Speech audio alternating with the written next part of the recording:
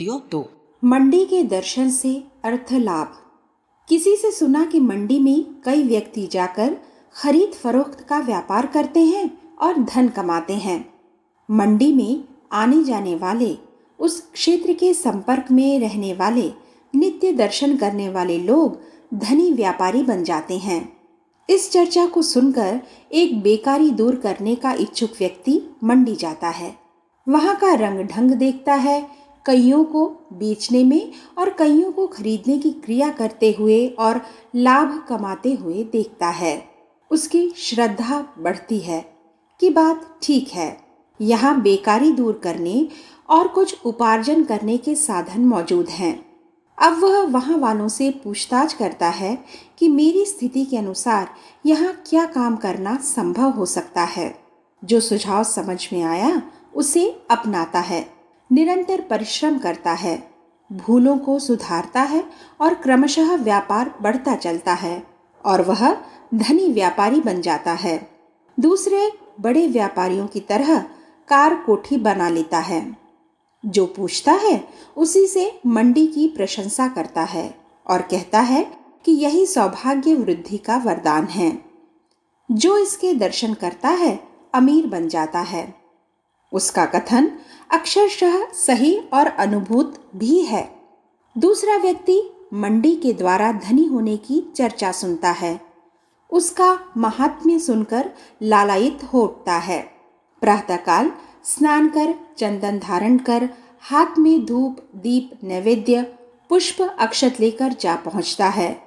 मंडी देवी की मनौती मानता है, स्तुति करता, पूजा उपहार समर्पित करता है, परिक्रमा लगाता है, साष्टांग प्रणाम करता है और घर चला आता है। घड़ी घड़ी विकलता पूर्वक प्रतीक्षा करता है कि लक्ष्मी जी कब आवें, कब मोटर कोठी खरीदी जाए। इस प्रकार की प्रतीक्षा करने वालों को बुद्धिमान नहीं कहा जा सकता, क्योंकि उसने मंडी द्वारा लक्ष्मी प्राप्त होने की चर्चा मात्र सुनी है, पूरा तथ्य समझने की कोशिश नहीं की है। यदि उसने वस्तु स्थिति जानने का प्रयत्न किया होता तो प्रतीत होता कि मंडी का दर्शन तो एक शुभ आरंभ मात्र है। यहाँ से एक लंबी श्रृंखला आरंभ होती है, जिसके साथ कठोर रम, अविचल धैर्य, पर्याप्त समय, आवश्यक सूझबूझ, कठोर संघर्ष का ताना बाना बुना हुआ है। उस लंबी मंजिल को जो साहस पूर्वक पार कर सकता है, केवल वही लक्ष्मी उपार्जन का अधिकारी बनता है। यदि यह तथ्य उसे विदित होता तो मंडी के दर्शन मात्र से लक्ष्मी प्राप्ति का वरदान पाने के लिए लालायित न बैठा रहता। दर्शन का उद्देश्य एवं प्रयोजन। उपयुक्त 3 उदाहरणों से यह समझने का अवसर मिलता है कि स्कूल का दर्शन डॉक्टर की पदवी दिलाने में, अस्पताल का दर्शन रोग मुक्ति कराने में, मंडी का दर्शन लक्ष्मी की प्राप्ति में निश्चित रूप से समर्थ है। इसलिए दर्शन की यदि प्रशंसा की जाती है, उपयोगिता बताई जाती है, आवश्यक प्रतिपादन की जाती है तो वह यथार्थ है। इसमें तनिक भी अत्युक्ति नहीं है। पर यह भुला न देना चाहिए कि दर्शन की अभीष्ट मनोकामना पूर्ति के प्रतिपादन के पीछे लंबी किंतु परंतु लगी हुई है और वह इतनी कठोर सच्चाई है कि उसकी उपेक्षा करने से प्रतिपादन की सारी दीवार ही भर भरा कर गिर पड़ती है और फिर मिथ्या कल्पना के अतिरिक्त उसका कोई स्वरूप ही नहीं बच सकता। बदनाम शेख चिल्ली की हंसी सिर्फ इसलिए उड़ाई जाती है कि सिर पर रखे घड़े से मिलने वाली मजदूरी के चंद पैसे से उसके विवाह होने, पुत्र होने और उसके साथ मनोरंजन करने तक की मनोवांछा को चंद मिनटों में ही पूरी होते देख लिया था। वह यह भूल गया था कि घड़ा ढोने की मजदूरी मिलने पर उसे कितने मनोयोग पूर्वक साधना करनी होगी। तब कहीं पैसे से मुर्गी, मुर्गी से गाय, गाय से भैंस, भैंस के बाद शादी, शादी से बच्चे का क्रमिक विकास होने पर उसके साथ मनोरंजन करने का अवसर आएगा। यदि यह लंबी मंजिल पूरी कर सकने का बानिक न बन सका तो उससे कल्पना के गुब्बारे उड़ाना सर्वथा निरर्थक है। सोचते कुछ भी रहा जाए पर मिलेगा कुछ नहीं। शेख चिल्ली मियाँ ने इस कटु सत्य को यदि समझ लिया होता तो संभवतः उनकी योजना उतनी ही लंबी एवं विस्तृत होती जितनी कि अनुभवी, व्यवहार बुद्धि एवं विवेकशील लोगों की होती है। तब फिर उसकी पूर्ति में भी कोई बाधा न थी। संसार में असंख्य मनुष्य ऐसे हुए भी हैं जिन्होंने न्यूनतम साधनों की सहायता से उन्नति के उच्चतम शिखर पर पहुंचने में सफलता प्राप्त की है। शेख चिल्ली भी वैसा कर सकता था। तब उसकी ना तो हंसी होती और ना बदनामी, वरन उसकी योजना को सराहा ही जाता। देखें ही नहीं, विचारें भी। दर्शन शब्द देखने के अर्थ में प्रयुक्त होता है। इसी शब्द का दूसरा अर्थ विवेचना या विचारणा भी होता है। शुभ दर्शन करना अपने आप में एक अच्छी बात है, पर उसकी अच्छाई के पीछे भी एक विवेचना या विचारणा सन्निहित है। हमें उस पर ध्यान देना चाहिए। जिस तथ्य के आधार पर देखने जैसी एक अत्यंत तुच्छ क्रिया को इतना महत्व मिला है, उसके संबंध में हमें अपरिचित नहीं रहना चाहिए। अन्यथा फिर देव प्रतिमाओं से लेकर संत महात्माओं तक के दर्शन का ना तो कोई मूल्य रह जाएगा और ना कोई प्रयोजन ही रहेगा। गीता, रामायण, वेद शास्त्रों के हम दर्शन करें, यह बहुत उत्तम है, पर देखने के पश्चात उनमें प्रतिपादित शिक्षाओं को भी सुनना समझना चाहिए। इतना ही नहीं, वरन उन शिक्षाओं को कार्यान्वित भी करना चाहिए। जो इतना कर सकेगा उसे उपर्युक्त पुस्तकें श्रेय प्रदान करेंगी। जो महात्म्य बताया गया है उसे भी प्रत्यक्ष प्रमाणित करेंगी। किंतु यदि देखने भर की बात को शास्त्रों के लाभ को आधार मान लिया गया तो उतनी सी तुच्छ क्रिया से शास्त्रों के माध्यम से मिल सकने वाला पुण्य कदापि न मिल सकेगा। पुस्तक विक्रेताओं के गोदाम में बहुमूल्य ग्रंथ रत्न अनाज के बोरों की तरह भरे रहते हैं। वे उन्हें रखते हैं, उठाते, देखते, बहालते रहते हैं, पर इससे ना तो उनकी ज्ञान वृद्धि में कोई सहायता मिलती है और ना उनके द्वारा मिल सकने वाला पुण्य का प्रयोजन सिद्ध होता है। प्रेस वालों के यहाँ तो पुस्तकों का जन्म ही होता है। वे कंपोज करने, छापने, जिल्द बनाने तक की सारी क्रियाएं करते हैं।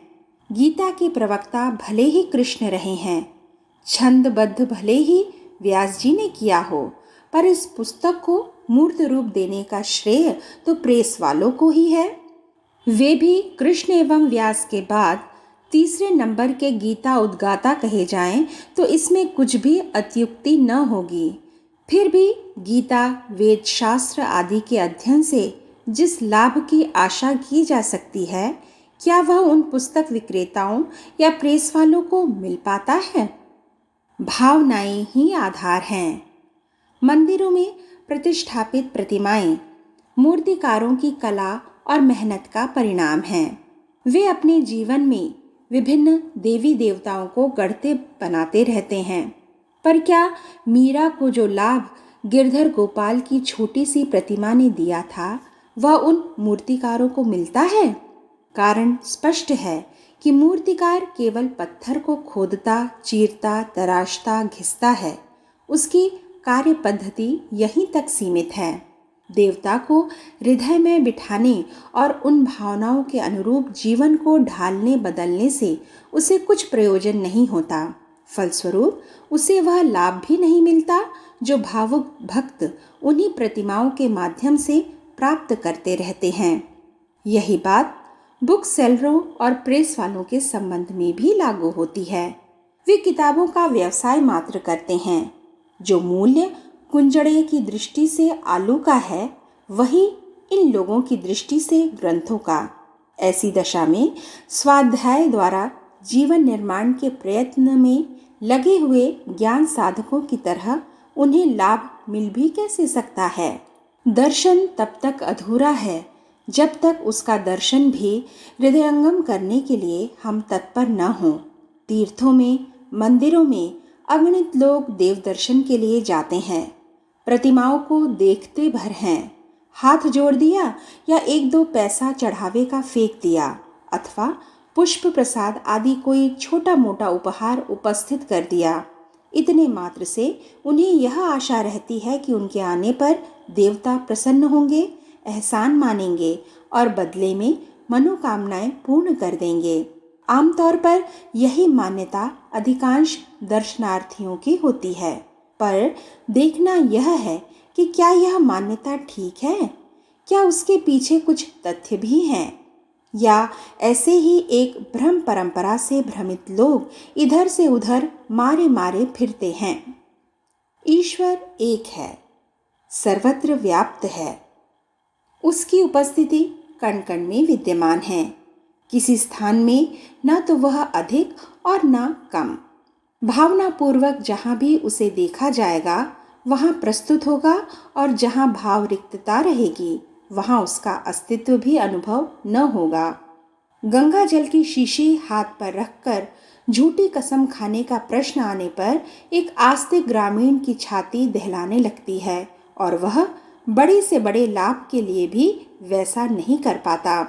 परंतु जिन्हें गंगा की दिव्य शक्ति के प्रति आस्था नहीं है, वे गंगा में नहाते हुए भी झूठ बोलते रहते हैं। इसमें उन्हें तनिक भी झिझक नहीं होती। गंगा स्नान करने कराने का व्यवसाय करने वाले लोग दिन भर अनर्गल झूठ गंगा तट पर ही बोलते रहते हैं। उन्हें उस ग्रामीण की तरह संकोच नहीं होता जो शीशी में थोड़ा सा गंगा जल भी हाथ पर रखते हुए तनिक सा असत्य बोलते हुए घबराने लगता है। महत्व गंगा का उतना नहीं जितना आस्था का है। आस्था न हो तो पानी का कुछ महत्व नहीं।